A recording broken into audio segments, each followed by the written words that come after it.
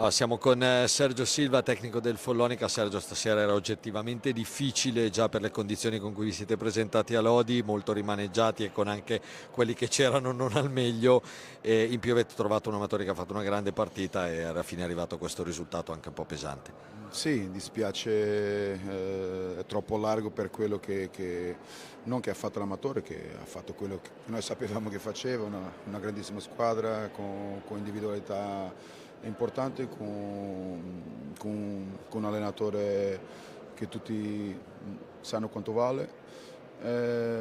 Però è troppo pesante per quello che noi abbiamo subito, non ci lamentiamo, ma i fatti erano questi. Siamo allenati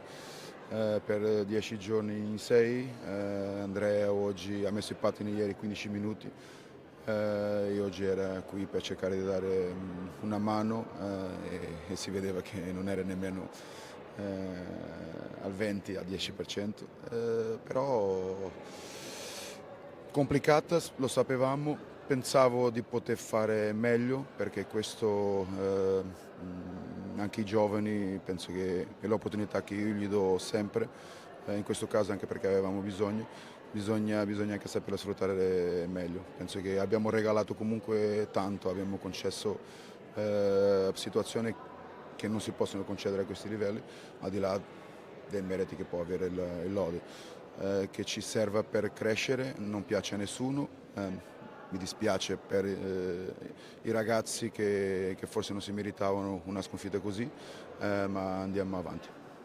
La notizia buona della serata è comunque la qualificazione acciuffata in Coppa Italia con la sconfitta del Sarzana a Novara, un ottavo posto attualmente che è comunque un premio a un girone d'andata che come valuti?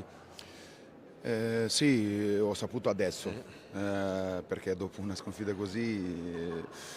non andavo sicuramente a gioire per una qualificazione alle Coppe, che era un obiettivo, però io so da dove siamo partiti, noi abbiamo cambiato veramente tanto, abbiamo perso tanta qualità, gli uomini che sono usciti quest'anno abbiamo aggiunto tanta gioventù, e c'è da continuare a lavorare. Siamo consapevoli che non siamo più la squadra che deve lottare o per gli obiettivi che si lottava fino all'anno scorso. Quindi io penso che stiamo facendo, si può sempre fare meglio, ma io penso che stiamo facendo quello che ci aspettavamo noi.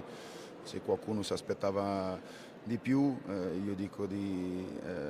ripensare e guardare un po' meglio, perché perdere Leonardo Barozzi e mettere un ragazzo di 18 anni in porta, perdere Fernando Montigel, Marco Pagnini, Alessandro Franchi, Max Steel, e mettere tre ragazzi di 18 anni a cercare di dargli opportunità, a cercare di vedere se i ragazzi sono